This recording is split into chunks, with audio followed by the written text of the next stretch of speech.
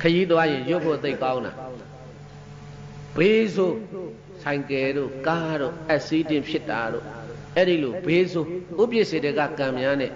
ဘယ်တော့မှမကြုံရဘူးတဲ့ကဲဘုန်းကြီးတို့ပြေးတာလိုက်ဆိုပါအာထာနမေတံဘိက္ခဝေအနဝကာသောယံပရုပက္ကမေနတထာဂတံဇီဝိတာ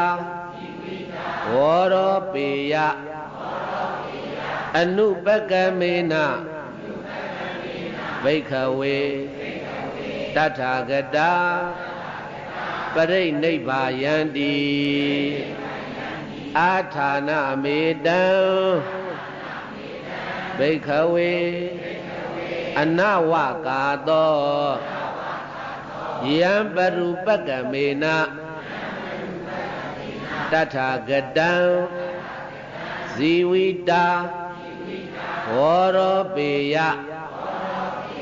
အနုပက္ကမေနဘိက္ခဝေတထာဂတာပရိနိဗ္ဗာယန္တိအေးအဲ့ဒါဘုန်းကြီးတို့ပြည်သားပေါင်းတော်ကောင်းတို့အဲ့ဒီဂါထာဟာအနေရကင်းဂါထာခရီးသွားရင်ရွတ်ပေကဲဆိုကြည့်ပါအဲ့ဒါမြန်မာပြန်လေးမြတ်စွာဘုရားမြည်သူမြတ်လုံးဝတတ်မသေးမြတ်စွာဘုရားမြည်သူမြတ်လုံးဝတတ်မသေးမြတ်စွာဘုရားမြည်သူမြတ်လုံးဝတတ်မသေးဆိုကြည့်ပါ